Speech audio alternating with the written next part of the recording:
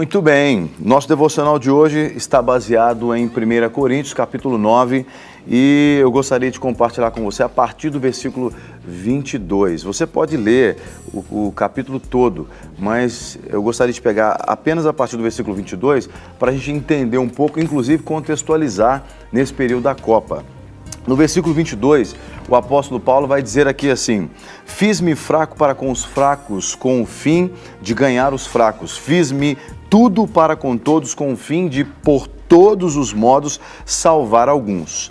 Tudo faço por causa do Evangelho, com o fim de me tornar cooperador com ele.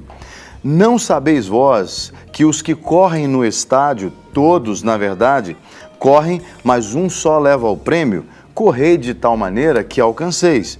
Todo atleta em tudo se domina.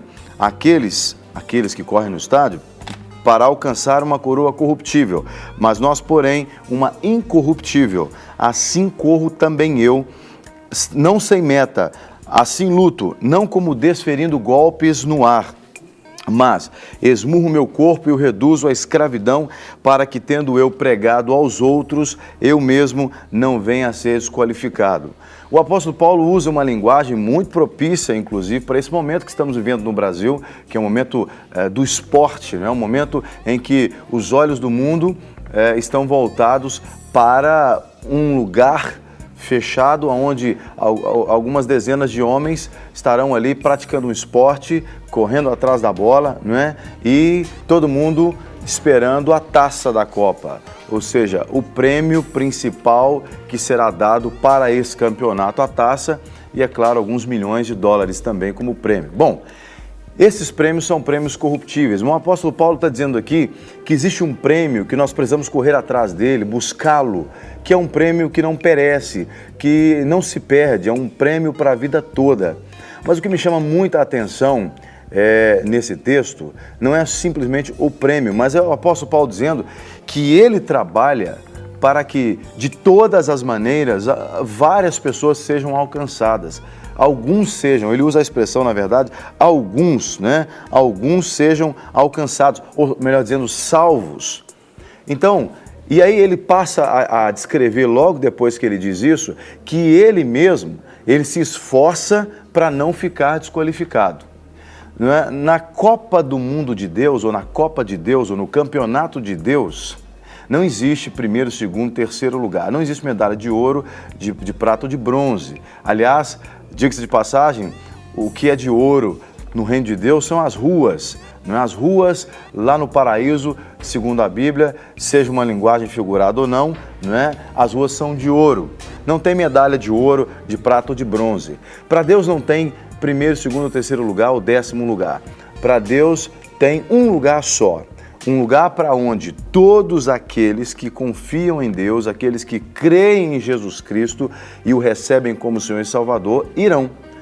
Esse lugar para onde Jesus disse que iria, quando ele disse aos discípulos lá em João, no capítulo 14, olha, eu vou para a casa do meu Pai, onde há muitas moradas ou muitos quartos, e vou preparar lugar para vocês. E ali, se eu for, vocês poderão habitar comigo eternamente. Isso foi Jesus que disse, com suas palavras lá em João 14, dizendo para os discípulos que ele precisava passar pelo sofrimento da cruz. Nas entrelinhas ele estava dizendo isso, passar pelo sofrimento da cruz para que não só os discípulos, mas todos, isso ele diz depois lá no capítulo 17 de João, que todos que viessem a crer no nome dele também seriam salvos, né? Não só aqueles que creram naquele momento em que ele andou aqui na terra, mas todos que viessem a crer. Ele estava falando de mim, de você, estava falando das pessoas que vão vir assistir a Copa do Mundo aqui no Brasil e que eu e você vamos falar do amor de Deus para elas. Ou seja, tudo já está feito, né? Tudo já está pronto. O pastor André Valadão, ele reeditou uma música que ele fez alguns anos atrás, País da Adoração, onde ele canta: o país do futebol é o país da adoração. Então ele fala, somos a bola da vez, né? E fala que também nós já sabemos o resultado desse jogo, ou seja, desse jogo espiritual. O resultado já somos mais do que vencedores em Cristo Jesus. Então, o que o apóstolo Paulo está tentando ensinar para a igreja ali, pelo menos eu entendo dessa forma, é que existe um lugar para onde Deus quer nos levar. E para a gente ir para esse lugar, nós precisamos trabalhar, nos esforçar para não só nós sermos salvos, mas também para de alguma forma, ou de todas as formas, salvarmos alguns, não é? Quem salva é Jesus, mas nós somos os portadores, os agentes de salvação. Nós somos instrumentos nas mãos de Deus para que Deus alcance pessoas, porque Deus é Espírito, Deus é invisível, não é? E muitas pessoas, elas não sabem que Deus existe, elas não acreditam em Deus, porque se você disser para elas, olha, você acredita nesse copo? Ele vai dizer, eu acredito nesse copo porque eu estou vendo o copo, né? Mas a fé, o princípio da fé é esse, é você crer sem ver. Mas para que as pessoas creiam sem ver, Deus escolheu usar pessoas visíveis, gente para alcançar gente. Deus nos escolheu você para alcançar outras pessoas. Ou se você ainda não foi alcançado, Deus quer alcançar você para que outras pessoas sejam alcançadas por meio da sua vida. Por exemplo, a sua própria família.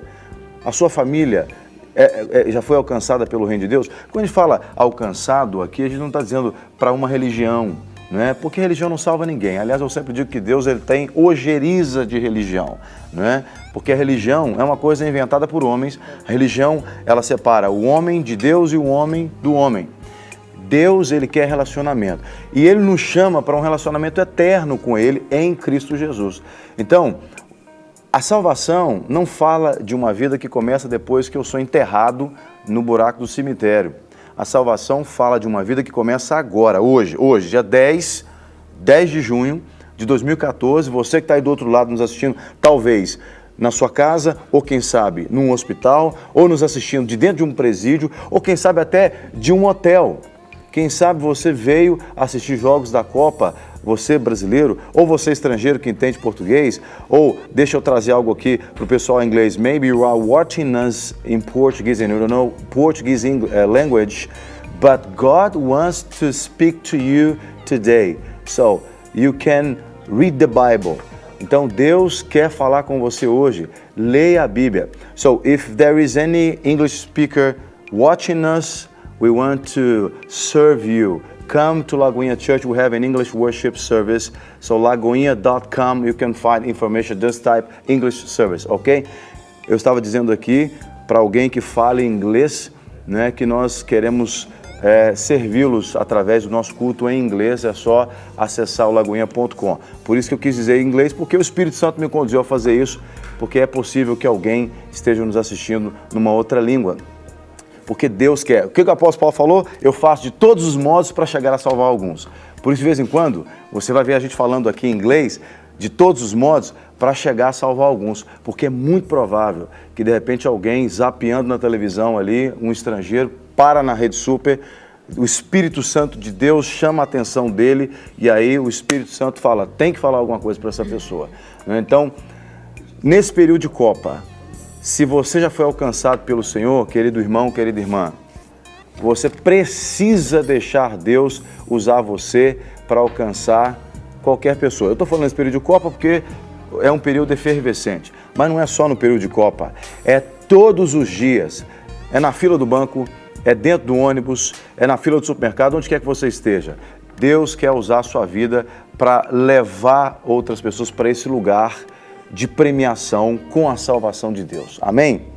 Então nós queremos orar, temos vários motivos de oração aqui, temos o motivo pela Copa, que é muito importante orarmos pela Copa, para que tudo corra bem e pessoas sejam preservadas, né? E que tudo dê certo em nome de Jesus, porque se tudo der certo, Deus poderá ser glorificado também nesse trabalho que o Brasil está fazendo e vidas poderão ser alcançadas através daquilo que o país está fazendo, a despeito de qualquer situação ruim, que a gente discorde ou não.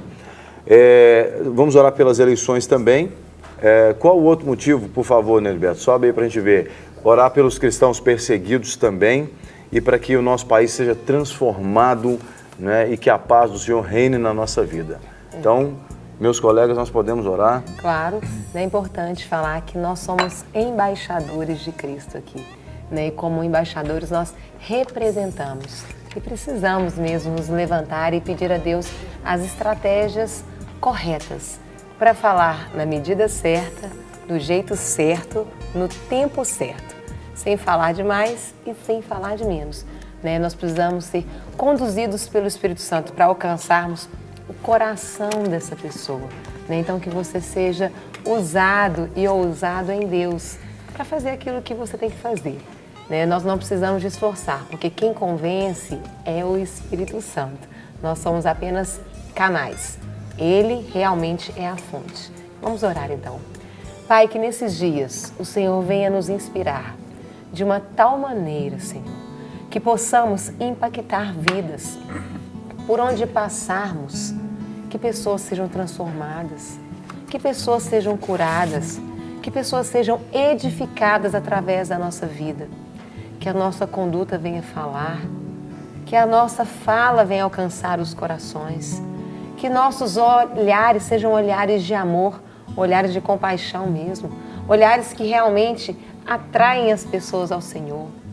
Quando olharem para nós, que não venham ver apenas fisicamente a gente, mas venham ver o Senhor na nossa vida, porque é isso que faz toda a diferença.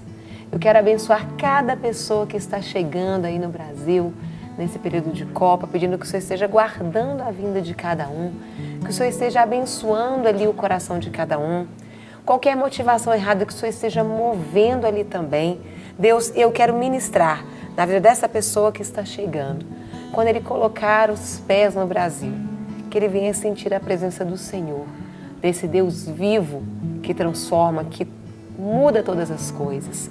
E nós, como realmente aquelas pessoas que estão recebendo ali na sua própria casa, venhamos com amor receber essas pessoas. Que o Senhor esteja desfazendo, trazendo ali confusão ali em meio àqueles que querem realmente com motivações erradas trazerem confrontos, trazerem conflitos. Que venha ser ali como Torre de Babel, que eles não venham se entender, para que isso não aconteça.